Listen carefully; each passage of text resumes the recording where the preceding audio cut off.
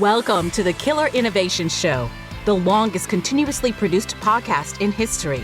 Each week, Phil McKinney brings you the insights and strategies to amplify your creativity and innovation skills. Here's your host, Phil McKinney. Your creativity is dying, and it's happening one scroll at a time. That brilliant idea you want to create, it's being buried under an avalanche of other people's content.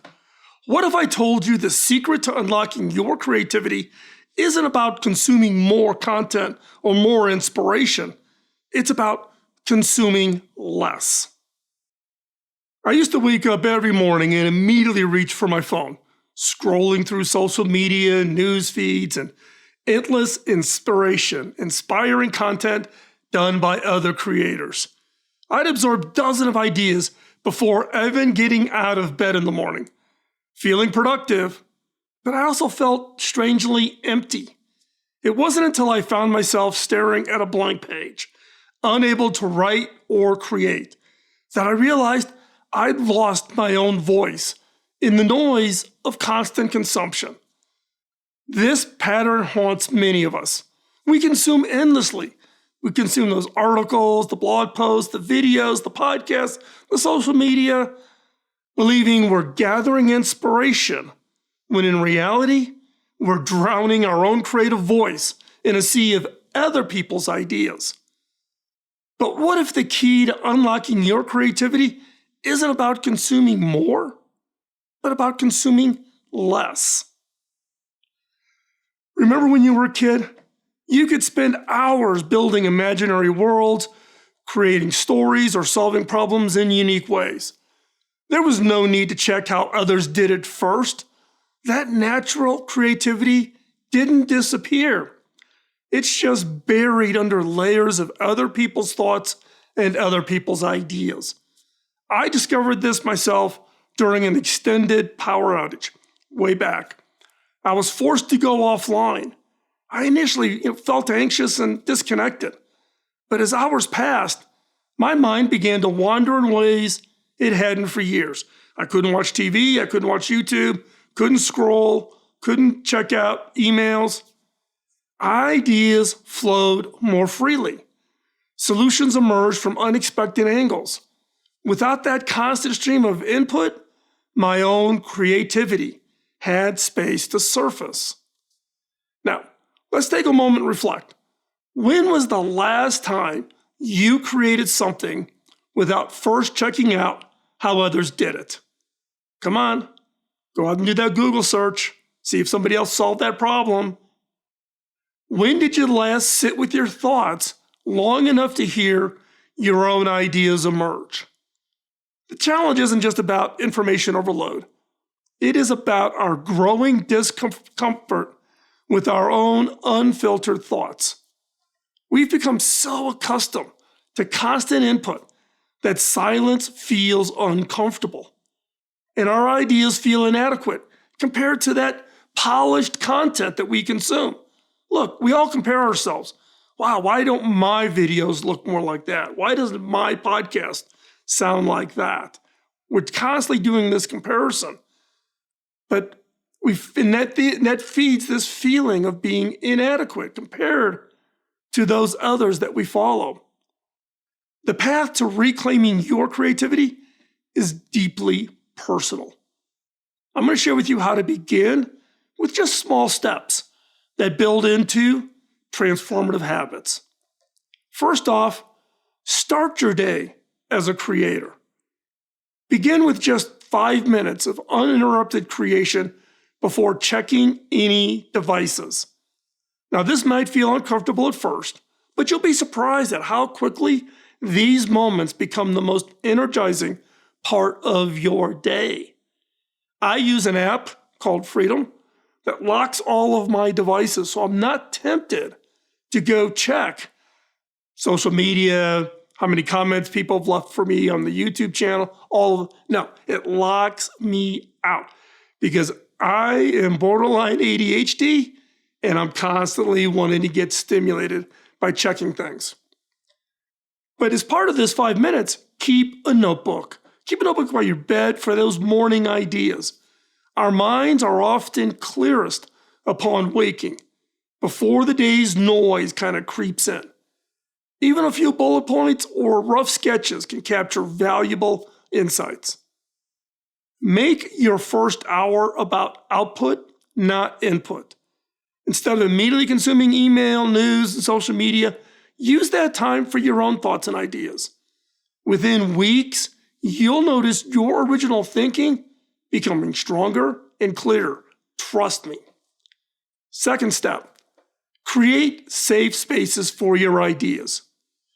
Notice and protect your natural thinking times, whether it's your morning shower or the commute or even walking.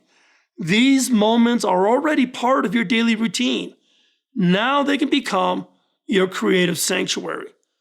Start with just 10 minutes of disconnected time, no phone, no input, just you and your thoughts. As this becomes comfortable, you'll naturally want to extend those periods. Yes, I find it incredibly hard to be in a car and not be listening to a podcast or playing my Spotify playlists. But now I've gotten this habit of not having anything on and letting my mind just wander. It's hard. You got to learn to be comfortable with your own thoughts. At first, silence it just feels uncomfortable. It doesn't feel productive. I can listen to a podcast or I can do an audiobook. That's continuing to feed me. However, like developing any new skill, your ability to think deeply without constant input will actually strengthen with practice. Input doesn't mean quality of thinking. Input does not mean quality of ideas. We've allowed so much input, it's drowning out our own work. 3, build your creative confidence. Begin with tiny projects that are just for you. No pressure, no audience, you don't have to show it to anybody, no expectations. These private creative experiments help you rediscover what naturally interests and excites you. A la my 3D printer. Notice and celebrate your original ideas, however small. Each authentic thought is evidence of your creativity emerging. Keep a simple list of ideas that surprised or delighted you. And track your journey. Track these little projects in your daily journal, your creativity journal. But it's not to judge or evaluate, but it's to witness your progress. Looking back over a few weeks, you'll see how your natural creativity has begun to flourish with more space to grow. Remember, every creative giant started with small steps. These practices aren't dramatic transformations. They're about creating small spaces where your natural creativity can gradually emerge and strengthen. Each tiny step forward builds momentum towards a more authentic, more fulfilling creative life. And that's what I want for you. Now, it's your turn to create. Not a lot long ago, I spoke with a senior architect, an architect I really respect. As many of you know, I originally went to college to be an architect. In my discussions, he was sharing with me a radical change that he made to his personal design process. Instead of starting each project by researching similar buildings, I got to design a hospital or I'm designing a restaurant or whatever, and looking at the current trends, he begins with 2 hours of pure conceptualization. Just him, a pencil, and a blank piece of paper. He shared with me, he says, look, Phil, the first concepts aren't always perfect, but they're authentically mine. When I look at reference materials later, I do it to refine my vision, not to replace it. And the difference in my originality of my work has been dramatic. Think about that. An architect finding a different way to bring his natural, his authentic creativity rather than just being inspired and imitating others. And the difference in his originality, he noticed it was dramatic. This approach reflects a fundamental truth about creativity. Your most valuable asset is not your ability to absorb others' ideas. It's your unique perspective, your unique ideas, your vision. When you clear away the noise of constant consumption, you create space for your ideas, your vision to emerge and evolve. Now, my own journey of reducing consumption has led to more original thinking and deeper satisfaction in my work. The ideas that emerge may not always be revolutionary, but they're authentically mine. And I discovered that authentic creativity, however simple, resonates more deeply than polished imitation. Your creative voice is waiting to be heard. It might be quiet at first, after years of being drowned out by this constant consumption, this hamster wheel we're stuck on.